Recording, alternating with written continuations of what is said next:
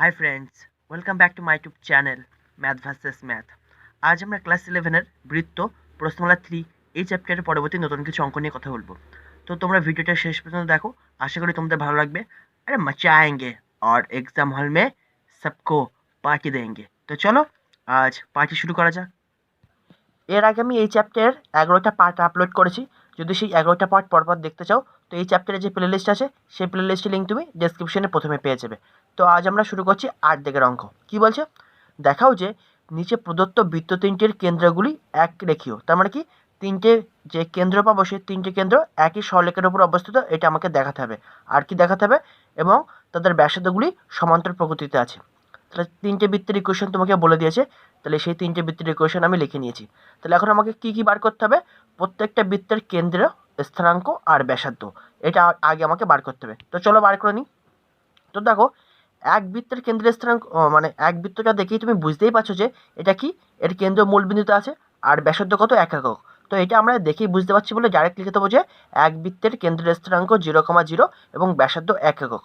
কিন্তু বাদবাকি যে দুটো বৃত্ত আছে, দ্যাট ইজ 2 বৃত্ত আর 3 বৃত্ত, এটাকে আমরা বৃত্তের সমীকরণের যে সাধারণ আকার আছে তার সাথে কম্পেয়ার করে স্থানাঙ্কটা বার করব। তো ফার্স্ট অফ অল আমি কি করছি, বৃত্তের সমীকরণের সাধারণ আকারটা লিখে নিচ্ছি। নাও বৃত্তের সমীকরণের সাধারণ আকার হয়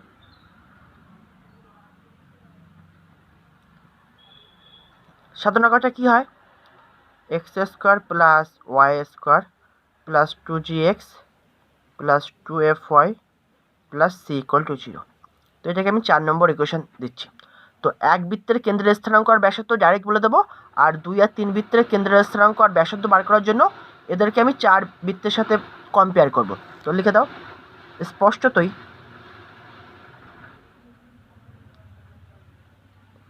এক বৃত্তের কেন্দ্রের স্থানাঙ্ক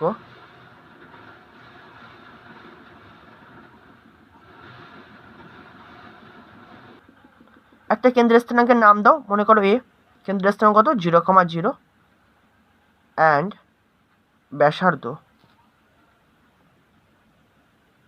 সমান সমান 1 একক। ওকে, এবার 2 আর 3 বৃত্তকে কম্পেয়ার করছি 4-এর সাথে। তাহলে কি, এখন কি লিখবো? প্রথমে 2 ও 4 কম্পেয়ার করে পাই। নাও 2 অ্যান্ড 4 তুলনা করে পাই।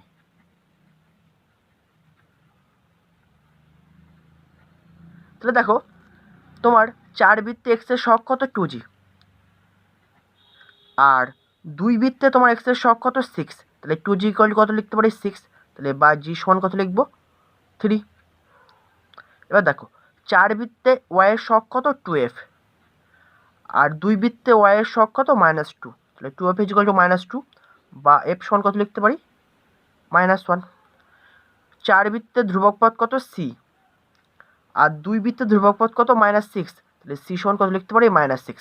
অতএব 2 বৃত্তের কেন্দ্রের স্থানাঙ্ক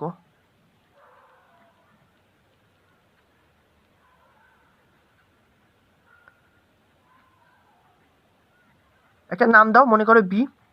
সেটা কি হয়? -g, -f। তাহলে সমান সমান বি সমান আমরা কি লিখতে পারি? তাহলে জি সমান 3 পেয়েছো, তাহলে -g কত হবে? -3। আর এফ সমান -1, তাহলে -f কত দেবে? শুধু 1। তাহলে 2 বৃত্তের কেন্দ্রের স্থানাঙ্ক পেয়ে গেলাম -3,1। আর এই বিন্দুটার নাম দিচ্ছি আমি বি। এবং ব্যাসার্ধ সমান কি হয়? √g² plus f² minus c একক। রাইট? তাহলে এখন জি, এফ আর সি এর ভ্যালুটা বসিয়ে দাও। তাহলে সমান সমান g²। জি এর ভ্যালু তুমি 3 পেয়েছো, তাহলে g² কত হবে? 3² মানে 9। এফ এর ভ্যালু তুমি পেয়েছো -1, তাহলে f² কত দেবে? শুধু 1 দেবে। মাইনাস সি, তাহলে সি এর ভ্যালু নিজে মাইনাস আছে, তাহলে এই মাইনাস আর মাইনাস প্লাস 6 হয়ে যাবে। তাহলে কত পাচ্ছ? 9 আর 6 15 1 16। 16 মানে কি? 4 একক। √16 মানে কত হয়? 4। তাহলে এখান থেকে আমরা কি পেয়ে গেলাম? 2 বৃত্তের কেন্দ্রের স্থানাঙ্ক এত আর ব্যাসার্ধ 4 একক। এবার ঠিক একরকমভাবে 3 বৃত্তেরও বের করব। এবার আমরা কোনটা কোনটা কম্পেয়ার করব? 3 আর 4। তাহলে নাও 3 অ্যান্ড 4 তুলনা করে পাই।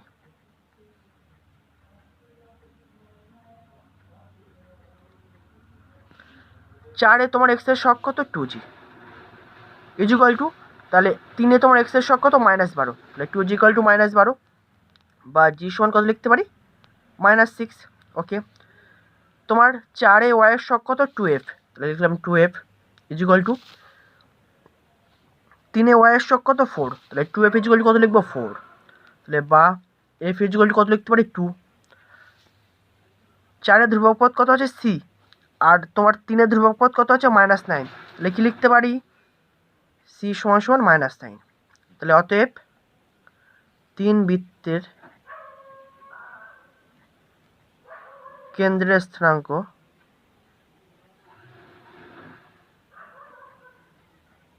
একটা নামকরণ করো c, তাহলে c সমান কত লিখি আমরা -g, -f, তাহলে সমান সমান c সমান কত পাবো, g এর ভ্যালু তোমার -6, তাহলে -g কত দেবে শুধু 6, f এর ভ্যালু তোমার 2, তাহলে -f কত দেবে -2, তাহলে এটা হয়ে গেল তোমার 3 বৃত্তের কেন্দ্রের স্থানাঙ্ক। এবার ব্যাসার্ধ বের করবো, অতএব ব্যাসার্ধ equal to √g² plus f² minus c একক, রাইট। তাহলে সমান সমান কী লিখবো √g², g মানে কি -6, তাহলে -6 হোল স্কোয়ার কত দেবে 36 প্লাস f², f এর ভ্যালু 2, তাহলে f² কত দেয় 4 মাইনাস c, তাহলে মাইনাস আর c নিজে মাইনাস, তাহলে এই মাইনাস মাইনাসে প্লাস হয়ে যাবে, তাহলে +9, তাহলে ওভারঅল কত পাচ্ছ √49, দ্যাট ইজ 7 একক। তাহলে আমরা 3 বৃত্তের কেন্দ্রের স্থানাঙ্ক পেয়ে গেলাম আর ব্যাসার্ধও পেয়ে গেলাম। এবার আমরা মূল যেটা বলেছে প্রমাণ করার বিষয় সেখানে যাচ্ছি। এবার আমাকে কি প্রমাণ করতে হবে, এই যে 3টে বৃত্ত আমরা পেলাম, 3টে বৃত্তের আমরা 3টে কেন্দ্র পেয়েছি, সেই 3টে কেন্দ্র একই রেখার উপর অবস্থিত, এটা আমাকে এবার প্রমাণ করতে হবে। তো চলো আমরা লিখে নিই, তাহলে যে যে কেন্দ্রগুলো পেয়েছি সেগুলো লিখে নিই। অতএব তাহলে 1 নম্বর বৃত্তের কেন্দ্রের স্থানাঙ্ক কত পেয়েছিলাম, এর নাম দিয়েছিলাম 0,0। 2 বৃত্তের কেন্দ্রের স্থানাঙ্ক নাম দিয়েছিলাম b, আর ভ্যালু কত পেয়েছিলাম -3,1। আর 3 বৃত্তের কেন্দ্রের স্থানাঙ্ক নাম দিয়েছিলাম c, যার ভ্যালু কত পেয়েছিলাম 6, -2। তাহলে এই 3টে বিন্দু 3টি কি বলেছে একরেখীয় যা সমরেখ একই ব্যাপার। তাহলে একরেখীয় হলে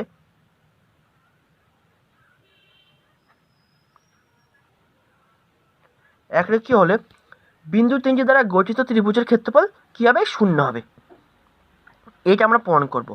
বিন্দু 3টি দ্বারা,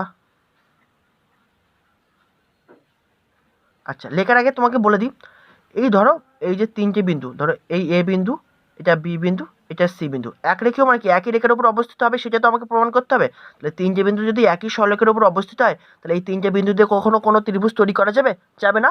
তাহলে ত্রিভুজ যদি তৈরি করা না যায় 3টে বিন্দু দিয়ে, তাহলে সেই 3টে বিন্দু দিয়ে গঠিত ত্রিভুজের ক্ষেত্রফল তার মানে কত 0। আর তোমরা ক্লাস 9-এ 3টে বিন্দু দিয়ে গঠিত ত্রিভুজের ক্ষেত্রফলের ফর্মুলা তোমরা জেনেছো, তাহলে সেজন্য আমি এই কনসেপ্টটা নিলাম। তাহলে এবিসি বিন্দু 3টি একরেখীয় হলে বিন্দু 3টি দ্বারা গঠিত ত্রিভুজের ক্ষেত্রফল 0 হবে। ওকে, তাহলে এখন এই 3টে বিন্দু দিয়ে ত্রিভুজের ক্ষেত্রফল কত হয় সেটা আমরা বার করব, ঠিক আছে। তো চলো ক্ষেত্রফলটা বার করে নিই। অতএব তাহলে এই 3টে বিন্দু দিয়ে গঠিত ত্রিভুজ কী হবে এবিসি ত্রিভুজ, অতএব ত্রিভুজ এবিসি এর ক্ষেত্রফল ইকুয়াল টু, তো দেখো আমরা ফর্মুলা কি জেনেছি ক্লাস 9-এ, এই 3টে বিন্দু মনে করো x1 y1 x2 y2 x3 y3, এই 3টে বিন্দুতে গঠিত ত্রিভুজের ক্ষেত্রফলের ফর্মুলা কী হয়, এই 3টে বিন্দু মানে কি বলতো 3টে শীর্ষবিন্দু, কিন্তু এটা কিন্তু মাথায় রাখতে হবে। তাহলে এই 3টে বিন্দু বা 3টে শীর্ষবিন্দুতে গঠিত ত্রিভুজের ক্ষেত্রফল কী হবে, হাফ ইন্টু মডের মধ্যে x1 into y2 minus y3 plus x2 into y3 minus y1 plus x3 into y1 minus y2, এটা হচ্ছে এবার পাশে লিখে দিতে পারো বর্গ একক, কারণ ক্ষেত্রফলের একক তো বর্গ একক হয়। তাহলে কি এটা হলো এই 3টে শীর্ষবিন্দু বা 3টি প্রদত্ত বিন্দু দিয়ে গঠিত ত্রিভুজের ক্ষেত্রফলের ফর্মুলা।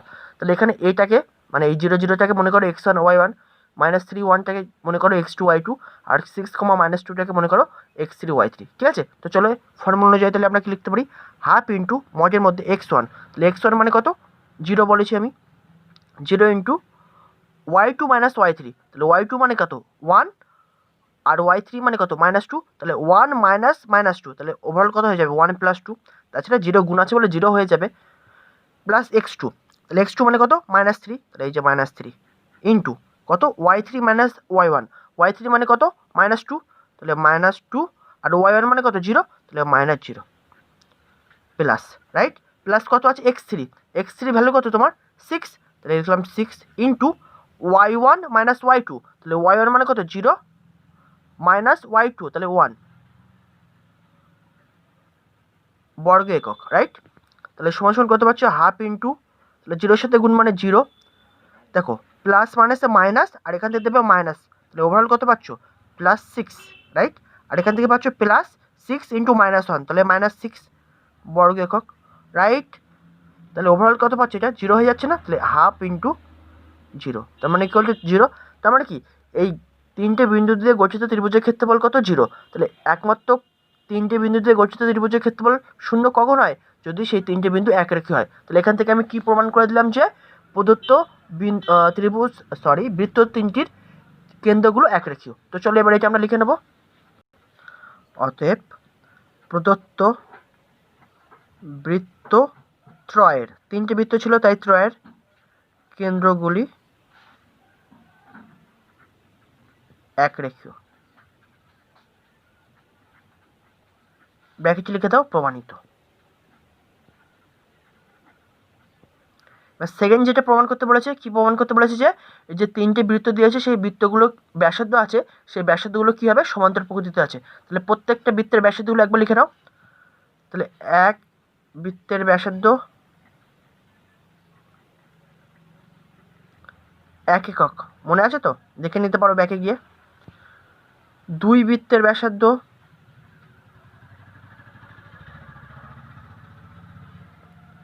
4 একক ছিল, রাইট। আর তিন বৃত্তের ব্যাসার্ধ কত ছিল 7 একক, রাইট। তাহলে দেখো 1 4 7 প্রত্যেকের মধ্যে গ্যাপ কত করে 3 করে, আর এটাই তো সমান্তর প্রকৃতির নিয়ম যে প্রত্যেকটা পদের মধ্যে মানে দুটো করে পদের মধ্যে গ্যাপ যেন সেম থাকে। তাহলে কি লিখবো, যেহেতু 4 - 1 = 7 - 4, দ্যাট ইজ আমরা কি বলতে পারি, অতএব প্রদত্ত বৃত্ত তিনটির ব্যাসার্ধগুলি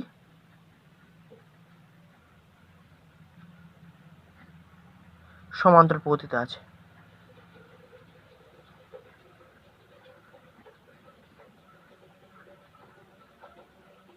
প্রমাণিত। তো আশা করি এই অঙ্কটি দেখে তোমাদের মজা লেগেছে। তো চলো আমরা নেক্সট অঙ্কে যাবো এবারে। 9 দাগের অঙ্ক কি বলছে, মূলবিন্দুগামী একটি বৃত্তের ধনাত্মক অক্ষ দুটিতে ছেদিতাংশ যথাক্রমে 3 ও 4, বৃত্তটির সমীকরণ নির্ণয় করো, বৃত্তটির মূলবিন্দুগামী ব্যাসের সমীকরণ নির্ণয় করো। তো দেখো এটা অনেক প্রসেসে করা যায়, তো আমি সব থেকে ইজি প্রসেসে করব, সেটা তো একটু সামান্য 2-1 লাইন বেশি হবে অন্যান্য অঙ্কের চেয়ে বা অন্যান্য প্রসেসের চেয়ে, কিন্তু আমি কি এই পুরো চ্যাপ্টারটা পুরো একটা প্রসেসে অঙ্কটা আমি করে যাওয়ার চেষ্টা করছি। তার মানে কি বৃত্তের সমীকরণে যে সাধনাকার হয় x² + y² + 2gx + 2fy + c = 0, সেটা ধরে আমি করার চেষ্টা করব, অন্য কোনো জটিল প্রসেসে আমি যাব না। তো ফার্স্ট অফ অল দেখো বৃত্তটাকে আমি প্রথমে এঁকে নেবো। তাহলে মনে করো এই হচ্ছে সেই বৃত্ত, হালকা করে আমি একটু রাফে এঁকে নিয়েছি যাতে এখানে যেন কোনো প্রবলেম না হয়। তাহলে এটা হচ্ছে তোমার সেই বৃত্ত, ঠিক আছে।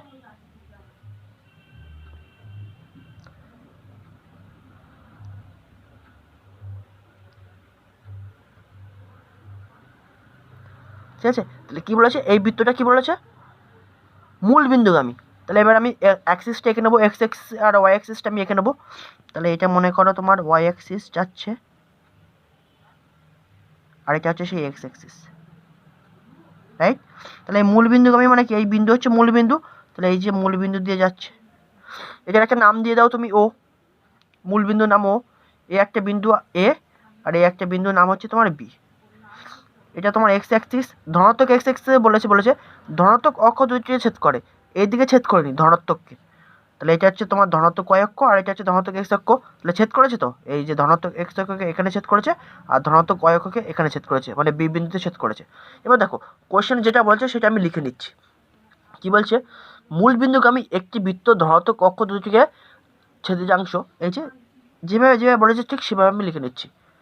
অ্যান্সার मूल बिंदुगामी, अरे बस मचाएंगे मचाएंगे। मूल बिंदुगामी, এটা কমা দিতে হবে না। মূল বিন্দুগামী একটি বৃত্তের ধনাত্মক অক্ষ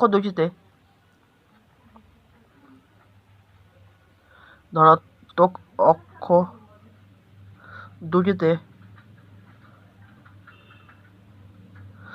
ছেদিতাংশ যথাক্রমে 3 ও 4, জাস্ট কোশ্চেনে যেমন বলেছে জাস্ট সেটা লিখে দিলাম। তাহলে এটার মানে কি, এই যে বৃত্তটা আছে ধনাত্মক এক্স অক্ষকে 3,0 বিন্দুতে ছেদ করেছে আর ধনাত্মক ওয়াই অক্ষকে 0,4 বিন্দুতে ছেদ করেছে, রাইট? এটার মানে হচ্ছে সেটাই। তো সেটাই এবার আমরা লিখে নেব। অতএব নিম্ন বৃত্তটি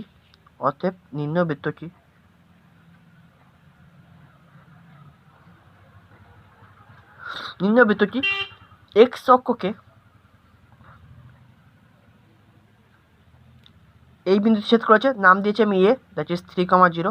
এই বিন্দুর স্থান কত পেলাম 3,0, ও ওয়াই অক্ষকে কোন বিন্দুতে ছেদ করেছে, বি বিন্দুতে, যার ভ্যালু কত 0,4 বিন্দুতে ছেদ করেছে। এই কথাটা আমরা একবার লিখে দিলাম, বিন্দুতে ছেদ করেছে।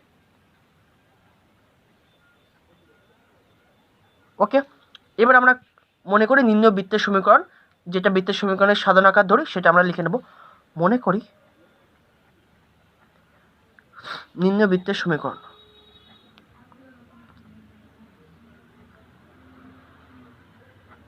এখানে লোকে অনেকে এ বিন্দু আর বি বিন্দুর স্থানাঙ্ক পেয়ে গেছে বলে অনেকে শর্টে করা যায়, কিন্তু আমি সেই পদ্ধতিতে করবো না। কারণ কি, তোমরা একবার শুনেই তোমরা তোমার এক্সের বা তোমার ক্র্যাশের ফোন নম্বর মুখস্থ করে দিতে পারো, কিন্তু বারবার যদি একই অঙ্কের মধ্যে বারবার বিভিন্ন ধরনের অ্যাঙ্গেলে আনি তাহলে সেটা তোমাদের মনে রাখতে একটু প্রবলেম হতেই পারে।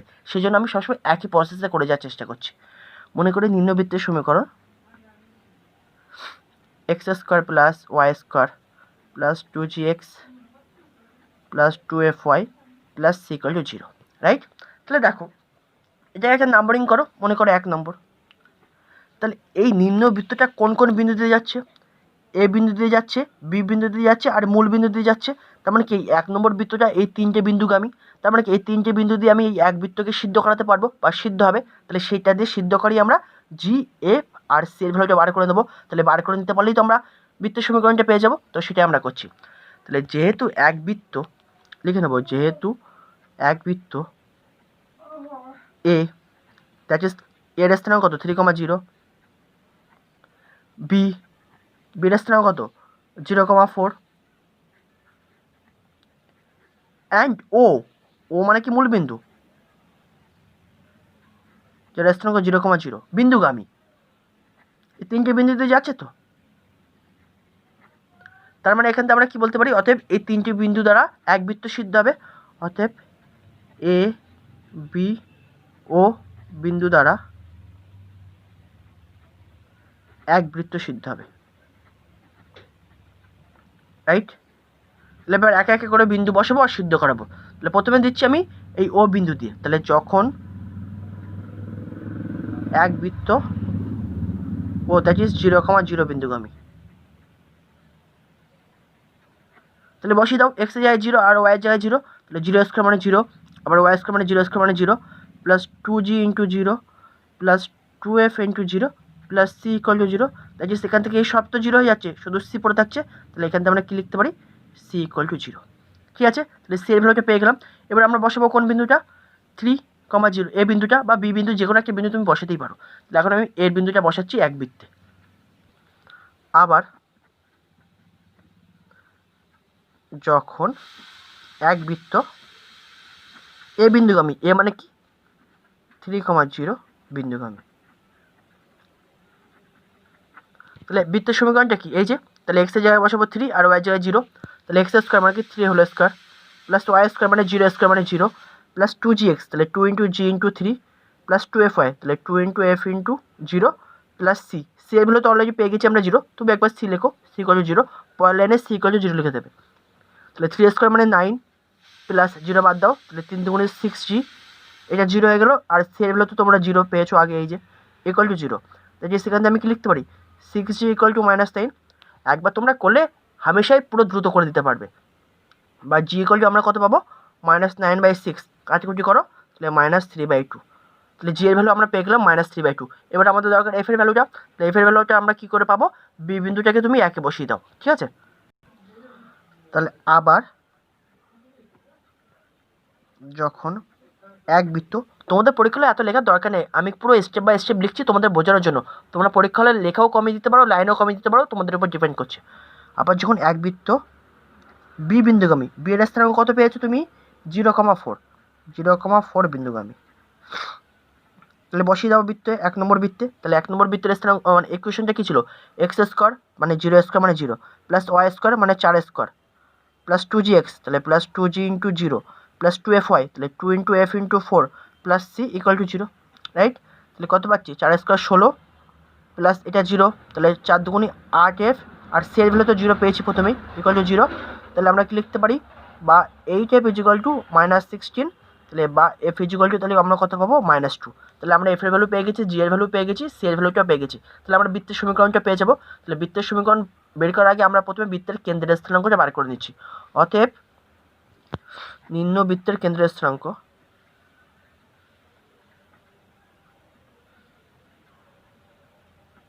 এটা আমাদের সেকেন্ড পার্টে যেটা বার করতে বলেছে সেটার জন্য কাজে লাগবে। নিম্নবৃত্তের কেন্দ্রের স্থানাঙ্ক কত হবে, -g, -f।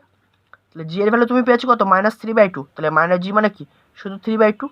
আর এফ এর ভ্যালু পেয়েছো -2, তাহলে -f মানে কি, শুধু 2। তাহলে যে এক নম্বর বৃত্তের কেন্দ্রের স্থানাঙ্ক কত পেয়ে গেলাম, 3/2, 2। এবার বৃত্তের সমীকরণটা লিখে নেবো।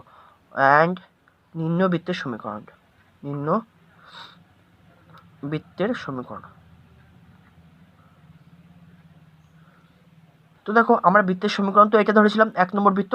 এবার জি এফ আর সি এর ভ্যালুটা বসিয়ে দাও। তাহলে বা x square plus y square plus 2 into z এর ভ্যালু কত, -3/2, তাহলে -3/2 ইন্টু এক্স প্লাস 2fy, তাহলে 2 ইন্টু এফ এর ভ্যালু কত পেলে তুমি, -2 ইন্টু ওয়াই, আর সি এর ভ্যালু তো তুমি 0 পেয়েছো, তাহলে +0 ইকুয়াল টু 0। তাহলে ওভারঅল আমরা কত পাচ্ছি, বা x square plus y square. এবার দেখো এই 2 কেটে যাচ্ছে, তাহলে প্লাস মাইনাসে -3x, প্লাস মাইনাসে -2 দুগুণি 4y ইকুয়াল টু 0। তাহলে এটা হবে তোমার নিম্নবৃত্তের সমীকরণ, x square plus y square -3x -4y equal to 0। এবার এটা হয়ে গেল আমাদের ফার্স্ট পার্টের অ্যান্সার। এবার সেকেন্ড পার্টের জন্য যাব। তো দেখো এখন এই বৃত্তটার আমি তো কেন্দ্র পেয়ে গেলাম না, কেন্দ্রের স্থানাঙ্ক কত, 3/2, 2। তাহলে এটা মনে করো সেই বৃত্তের কেন্দ্র, ঠিক আছে। এটা হচ্ছে তোমার এক বৃত্তের কেন্দ্র, এটা একটা নাম দিয়ে দাও তুমি আর। তাহলে এর ভ্যালু আমরা কত পেয়েছি, 3/2, 2, রাইট। এবার সেকেন্ড কোশ্চেনটা কি বলেছে, বলেছে বৃত্তটির মূল বিন্দুগামী ব্যাসের সমীকরণ নির্ণয় করো। তাহলে ব্যাস সবসময় বৃত্তের কেন্দ্র দিয়ে যাবে, এটা পুরো ফিক্সড। আর কি বলেছে, এই ব্যাসটা, যে ব্যাসটার ইকুয়েশন আমাকে বার করতে বলেছে সেটা মূল বিন্দু দিয়েও যাবে। তাহলে ব্যাসটার কিরকম যাবে, তার মানে এরকম। তাহলে এই ইকুয়েশনটা আমাকে বার করতে হবে। তো দেখো এই ব্যাসটা দুটো বিন্দু দিয়ে যাচ্ছে না, একটা হচ্ছে মূল বিন্দু আর একটা হচ্ছে বৃত্তের কেন্দ্র। তাহলে দুই বিন্দুগামী সরলরেখার সমীকরণ বার করতে বলে আমার হয়ে যাবে। দুটো বিন্দু কি কি, একটা ও মানে মূল বিন্দু, আর একটা হচ্ছে বৃত্তের কেন্দ্রের স্থানাঙ্ক। তাহলে এই দুই বিন্দু দিয়ে যা সরলরেখার সমীকরণটা আমরা লিখে নেব। তাহলে সেটাই হবে আমার নিম্ন ব্যাসের সমীকরণ, যেটা মূল বিন্দুগামী। তো চলো সেটা এবার আমরা বার করে নিই। তাহলে অতএব নিম্ন বৃত্তটির মূল বিন্দুগামী ব্যাসের সমীকরণ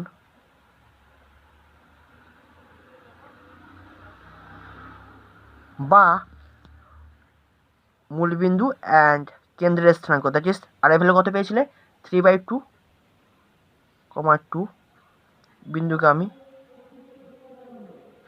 সরলরেখার সমীকরণ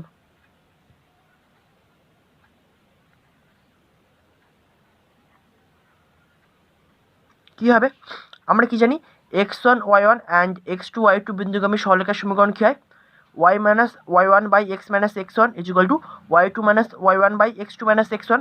তাহলে এখানে 0,0টাকে মনে করো x1 y1, আর 3/2, 2টাকে মনে করো x2 y2। তাহলে ভ্যালুটা এখানে পুট করে দাও। তাহলে অতএব y মাইনাস y1 মানে 0 by x minus 0 is equal to y2 minus y1, তাহলে কি 2 - 0 by x2 minus x1 is 3/2 minus 0। তাহলে এবার এটাকে সিম্পলিফাই করো, তাহলে বা y by x is equal to, ওপর থেকে পাবো শুধু 2 ইন্টু, আর এটা উল্টে যাবে, তাহলে 2/3 হয়ে যাবে। তাহলে আমরা ওভারঅল কত পাচ্ছি, বা y by x is equal to 2 দুগুণে 4, 4/3। তাহলে এবার কোনাগুনি গুণ করে দাও, তাহলে বা 4x is equal two 3y, তাহলে 3y থেকে এই পাশে নিয়ে আসো, তাহলে বা 4x minus 3y equal to 0। তাহলে এটি হবে মূলবিন্দুগামী ব্যাসের সমীকরণ। তো আশা করি এই পর্যন্ত তোমরা বুঝতে পেরেছো। নেক্সট ভিডিও আবার পরবর্তী নতুন কিছু অঙ্ক নিয়ে কথা হবে। Thanks for watching.